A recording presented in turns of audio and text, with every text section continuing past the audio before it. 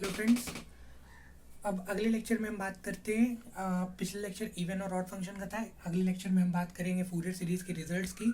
और मैंने जो बोला था आपको कि पिछले में मैं आपको कुछ ट्रिक्स बताऊंगा जिससे आपको याद करने की कोई ज़रूरत नहीं होगी, चेक करने की कोई ज़रूरत नहीं होगी कि ये इवन है या ऑड है। तो ये मैं देख लेता हूँ कि इवन फंक्शन कौन कौन से फंक्शन होते हैं। एक्स स्क्वायर, एक्स की power 4, cos x, sec x और एक्स साइन एक्स, ये जो कुछ फंक्शंस होते हैं ये हमेशा इवन फंक्शन ही होते हैं। तो अगर आपको एग्जाम में इनमें से कोई आ जाता है, और बेसिकली यही पूछे जाते हैं जिसमें से सबसे इंपॉर्टेंट है X sine X for even function और X cos X for odd function. तो मैं अगर बात करूँ तो इवन फंक्शन, अगर आप इसमें जितने भी मैंने अब तक बताए ये आप सारे के सारे में एक बार चेक कर लीजिएगा। जो भी मैंने तरीका बताया आपको, एक्स को माइनस एक्स से रिप्लेस करना है, रिजल्ट अगर comes same as given question, then we said about this is a even function. So odd function कौन कौन से होते हैं? X, X cube, sine X, cosec X और X cos X. X cos X very important question है, ये भी हम आगे डिस्कस करेंगे इस बारे में। तो पहली बात में अगर मैं आपको एक बेसिक टर्म्स बता दूं कि देखिए, अगर एक्स का पावर ऑड है तो वो ऑड फंक्शन होगा, अगर एक्स की पावर इवन है तो वो इवन फंक्शन होगा। ये आप आंख बंद करके कर सकते हैं, इसमें आपको कोई समस्या की बात नहीं होगी। फिर मैंने कल जो छोड़ा था टॉपिक, इंटरवल्स क्या होते हैं, कि इंटरवल्स क्यों जरूरी हैं। देखिए 0 से 2 पाई या इंटरवल्स का कनेक्शन इवन ऑड फंक्शन से कैसे है। तो देखिए 0 से 2 पाई का अगर इंटरवल गिवन है आपको, तो आपको नो नीड ऑफ चेक, उसे चेक करने की ज़रूरत ही नहीं है कि वो इवन है कि ऑड है। उसमें आपको तीनों फूरियर कोफिशिएंट्स निकालने पड़ते हैं। अब यहाँ पे बात आती है फूरियर कोफिशिएंट्स क्या होते हैं। तो अगर मैं बोलूँ कि ये हमारा फूरियर का रिजल्ट, जो फूरियर का फॉर्मूला है फूरियर सीरीज में, ये हमें लगता है, तो जिसमें आप देख रहे हैं कि where a naught, A n and b n is Fourier coefficients. तो ए नॉट क्या होगा, वो भी फूरियर कोफिशिएंट है। ए एन क्या होगा, वो भी फूरियर कोफिशिएंट है। बी एन क्या होगा, ये भी फूरियर कोफिशिएंट है। ए नॉट को हम मैक्सिमम कई बुक्स में लिखा रहता है कि first term of Fourier series. तो मैंने आपको बता दिया, लेकिन जनरली वो बहुत बात की चीज़ होती है। फर्स्ट टर्म किसी भी सीरीज़ का फर्स्ट टर्म से ही जो शुरुआत होगी उसे हम लोग ए नॉट कह देते हैं। तो अब देखिए, जो मैं इंटरवल पे था, तो इंटरवल का कनेक्शन क्या होगा इवन ऑड फंक्शन से, कि अगर फंक्शन इवन है या ऑड है, लेकिन अगर इंटरवल 0 से 2 पाई का दिया हुआ है तो हमें चेक करने की ज़रूरत ही नहीं है। लेकिन generally exams point of view से क्वेश्चन पूछेगा माइनस पाई से पाई के इंटरवल पे।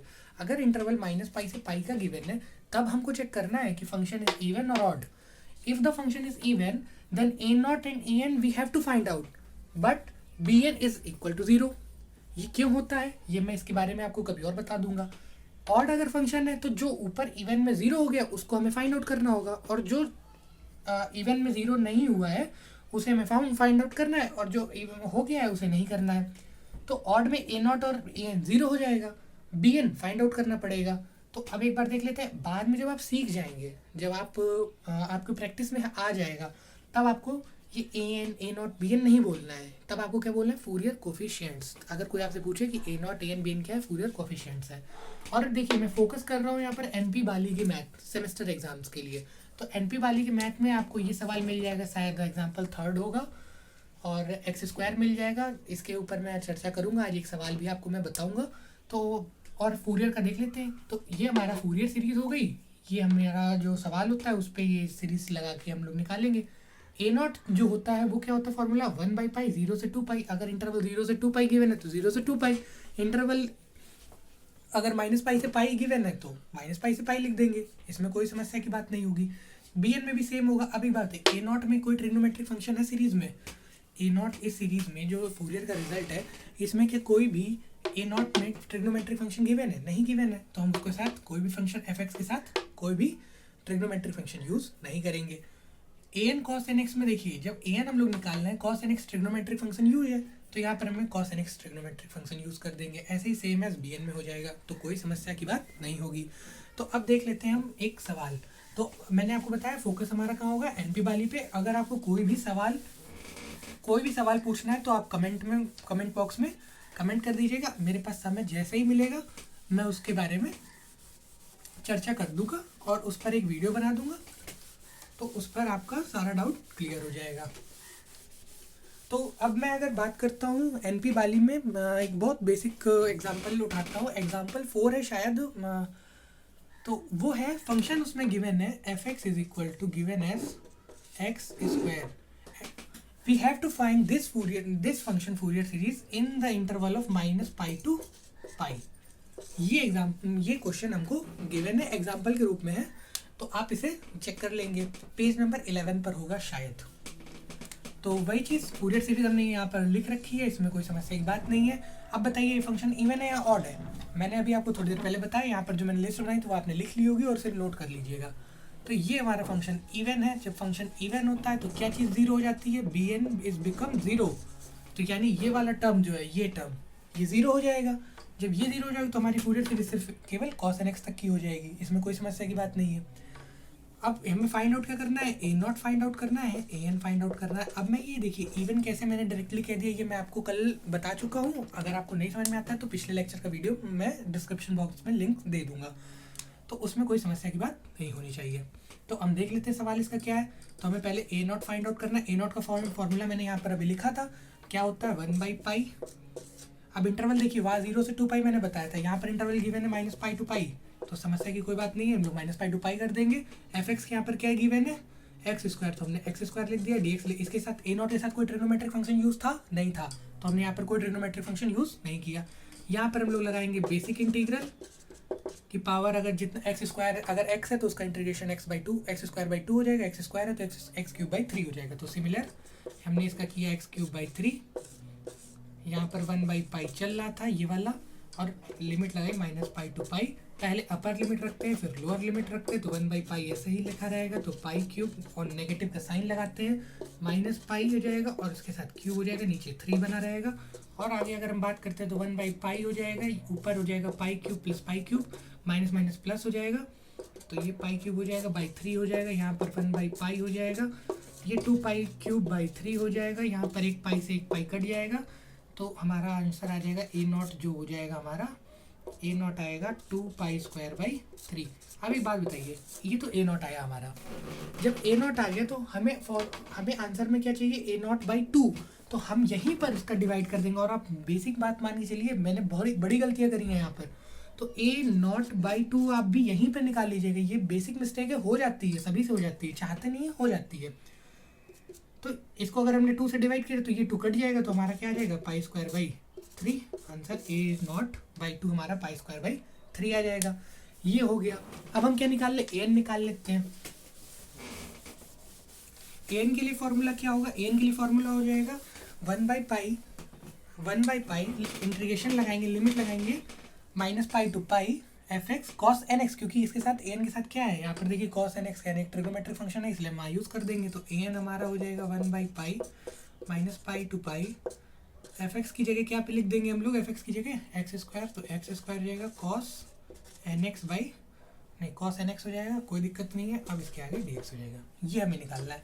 तो अब यहाँ पर हम क्या लगा देंगे? आइलेट्स लगा देंगे, आइलेट्स लगा दो या बर्नौली लगा दो, इसमें कोई दिक्कत की बात नहीं होगी। तो मैं बर्नौली से करता हूँ। अब ध्यान से देखिएगा, इसको आप मान लीजिए फर्स्ट टर्म, इसको मान लीजिए आप सेकंड टर्म।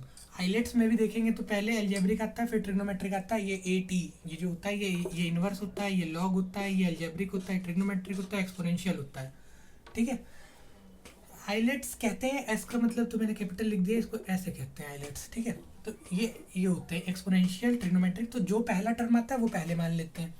तो x², अब इसमें क्या करना है? आप ध्यान देखिएगा, इंटीग्रल का साइन हटाना है, बड़ा सा ब्रैकेट लगाना है, x² को ऐसे ही लिखे रहने देते हैं। cos nx का इंटीग्रेशन क्या हो जाएगा? cos x का इंटीग्रेशन क्या होता है? sin x। तो cos nx का क्या हो जाएगा? sin nx।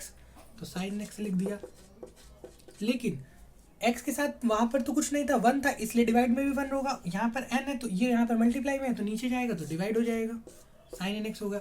अब देखिए यहाँ पर आपको लगाना है नेगेटिव सिंबल, ये बर्नौली थ्योरम कहती है। फिर इसका आपको क्या करना है? ये पहले वाले टर्म का डिफरेंशिएशन करना, और तब तक डिफरेंशिएशन करना जब तक उसकी पावर 1 ना हो जाए। तो इसका डिफरेंशिएशन d/dx ऑफ x² करोगे तो क्या आ जाएगा? ये आ जाएगा 2x, तो यहाँ पे आ जाएगा 2x लिख दो। अब बताइए sin x का इंटीग्रेशन क्या होता है? अब इसका इंटीग्रेशन करना है, इसका डिफरेंशिएशन, इसका इंटीग्रेशन। तो इसका इंटीग्रेशन sin x का क्या हो जाता है? Minus cos x। तो यहाँ sin nx है तो क्या हो जाएगा? माइनस cos nx, तो माइनस लगा दिया cos nx।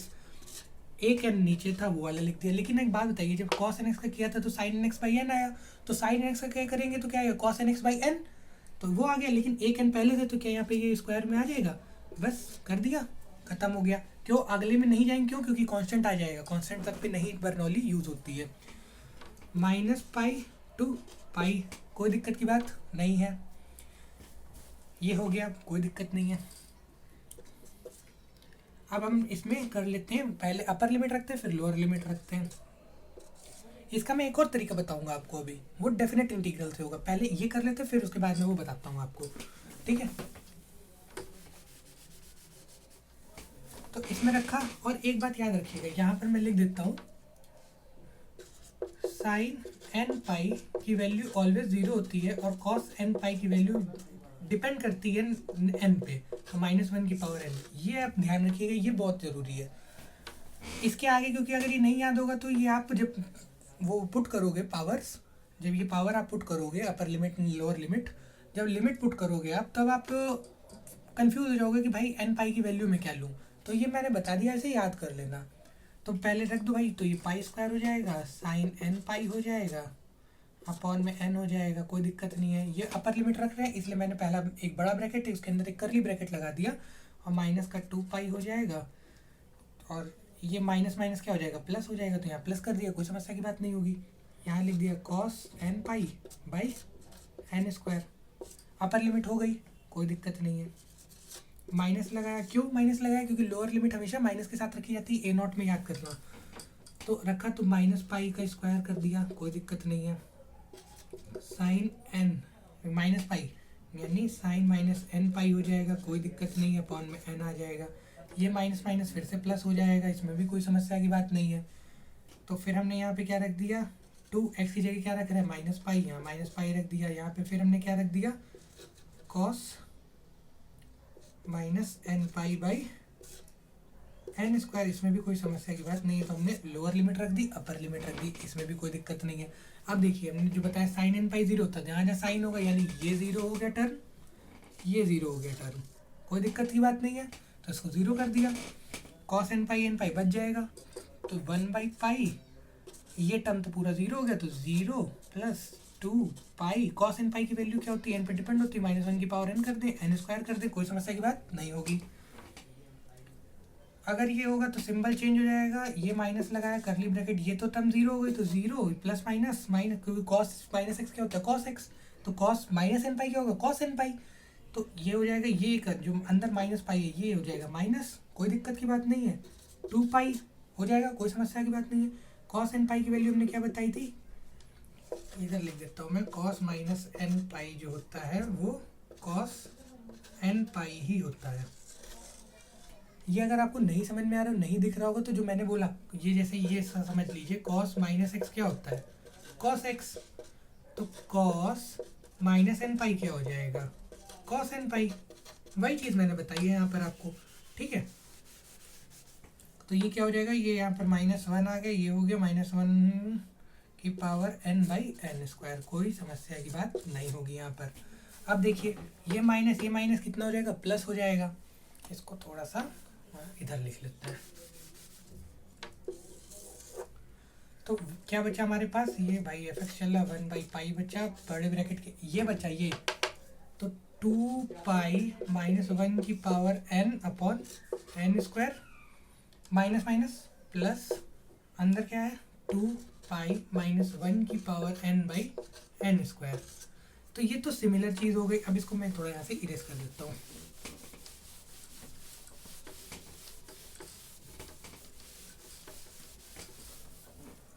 अब देखिए ये हो गया यहाँ पर, वहाँ से अभी मैं फिर शुरू करूँगा, पहले इधर हो जाए।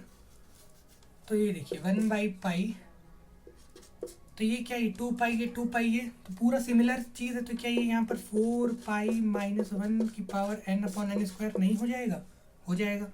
ये पाई से ये पाई कैंसिल हो जाएगा, तो बचेगा हमारे पास 4 -1 की power n upon n square. तो हमारे पास an कितना आ गया, दिस।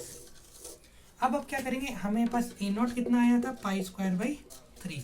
तो अब देखिए a0 आ गया, an आ गया, bn हमने क्यों नहीं निकाला, क्योंकि bn ये this is a even function, और bn हम नहीं निकालेंगे क्योंकि bn जो है वो 0 हो जाएगा, अगर यहाँ पर आपने ध्यान दिया होगा। ठीक है, अब हम आगे फूरियर सीरीज लिखते हैं, लिखी हुई है यहाँ पर फिर फूरियर सीरीज। अब bn तो नहीं लिखूंगा, तो fx लिखूंगा यहाँ पर ए नॉट बाई टू की वैल्यू क्या थी यहाँ से, पाई स्क्वायर बाई 3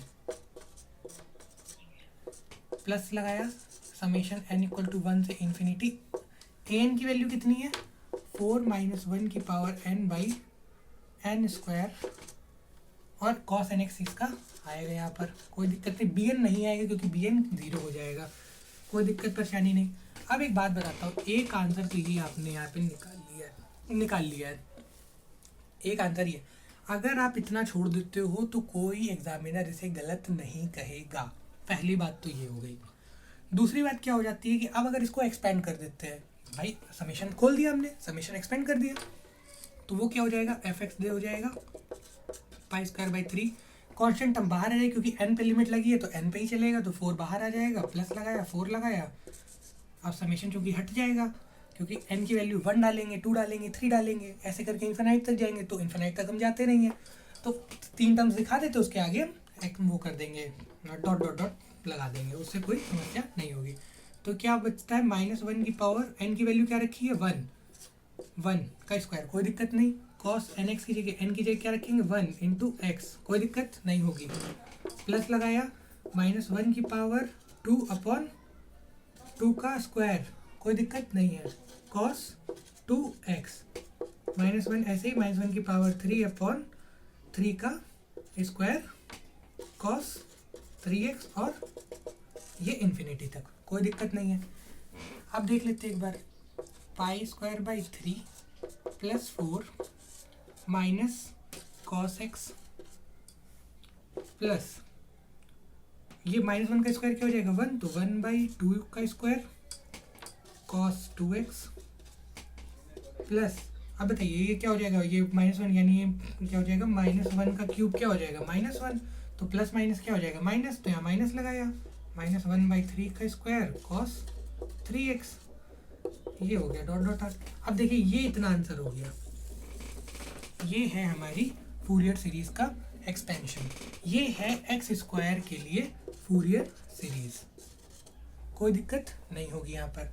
अब एक बात बताते हैं, अब देखिए अच्छा दिखाना, जो दिखेगा वही बिकेगा ना, ऐसा आपने सुना होगा, तो इसको अच्छा दिखाने के लिए क्या तरीका हम कर सकते हैं, भाई सीरीज माइनस से शुरू नहीं करते, हम क्या करते हैं माइनस कॉमन ले लेते हैं, और रिप्रेजेंटेशन है, आंसर ये भी सही है, आंसर ये भी सही है, ये भी सही है, ये एक आंसर सही है, ये दूसरा आंसर सही है, कोई नहीं कट कर सकता है। पाई स्क्वायर बाई 3, अब हमने माइनस और कॉमन कर लिया, तो क्या ये कॉस एक्स हो जाएगा, अपॉन में 1 स्क्वायर दिखा दें, ये प्लस माइनस कॉमन किया तो साइन अंदर चेंज हो जाएंगे, तो कॉस अगर हम ये 2x दिखा दें, अंदर क्या दिखा दें 2 स्क्वायर दिखा दें, जो माइनस है वो प्लस हो जाएगा, कॉस 3x दिखा दें अपॉन 3 स्क्वायर कर दें, और ये अगला नेगेटिव टर्म आएगा और उसके बाद डॉट डॉट। तो ये बताइए कौन सा ज़्यादा सुंदर दिख रहा है, ये ज़्यादा अच्छा दिख रहा है, तरीका है एक्सपेंड करने का, सुंदर दिखाने का। तो ये हो गया एक्स स्क्वायर, तो ये हो गए सवाल। अब मैं आपको ना, क्योंकि सेमेस्टर एग्जाम्स नज़दीक हैं, तो मैं आपको कुछ इम्पोर्टेंट सम्स बता देता हूँ जो एग्ज़ाम में नहीं आएंगे, और आपको जो मैंने इवन फंक्शन ऑड फंक्शन के लिए जो मैंने बताया है ना, एक्स स्क्वायर कॉस एक्स, इनमें आप डालकर देख लीजिएगा, एक्स को -x से रिप्लेस कर देख लीजिएगा। तो एक सवाल है एक्स साइन एक्स, ये बहुत इंपॉर्टेंट है, एक्स कॉस एक्स, ये भी बहुत इंपॉर्टेंट है, e टू पावर x, अगर मैं प्लस की बात कर रहा हूँ तो e टू पावर x हो ही जाएगा, तो अगर मैं नेगेटिव करूँगा तो e टू पावर -x भी हो जाएगा। अगर मैं ये वैसे मैं ये सारे सवाल आपको बताऊँगा, अगर मैंने ये बताया तो क्या नेगेटिव वाला आप कर लोगे, इन दोनों में मैंने कोई एक बताया तो अगला आप कर लोगे। और अगर देखिए एक सवाल है mod X, very very important sum, ये एग्जाम में नहीं पूछेगा, कभी नहीं आएगा, और अगर आ जाता है तो फिर एग्जामिनर जो है वो दिमाग लगाना चाहता है। तो ये देखिए, अगर किसी बंदे से पूछना है कि भाई उसे फूरियर आती है या नहीं आती है, तो उसके लिए बस आप उससे ये पूछो कि भाई आपको मॉड एक्स का सवाल कर लोगे फूरियर का या नहीं कर लोगे, ये कंसेप्ट आपका चमका देगी। फूरियर आप कितने भी 50 सवाल लगा लो फूरियर के, लेकिन अगर आप मॉड एक्स का सवाल नहीं कर पाए तो आपको फूरियर का कंसेप्ट नहीं आता है। लेकिन आप अगर मॉड एक्स कर लोगे, अगर आपने मॉड एक्स कर लिया तो आपको फूरियर का कोई भी सवाल समझ में आएगा। तो ये मॉड एक्स हम अगले लेक्चर में डिस्कस करेंगे, और ये वीडियो भी काफ़ी लंबा हो गया है, लेकिन मुझे लगता है कि आपको काफ़ी हद तक समझ में आएगा। एक सवाल मैं आपको दे देता हूँ, कमेंट बॉक्स में इसका आंसर करिएगा। fx की वैल्यू जो है वो x है और इंटरवल जो है -π to π है। इसमें अगर करिएगा कमेंट बॉक्स में सीरीज लिख कर भेजिएगा। Thank you.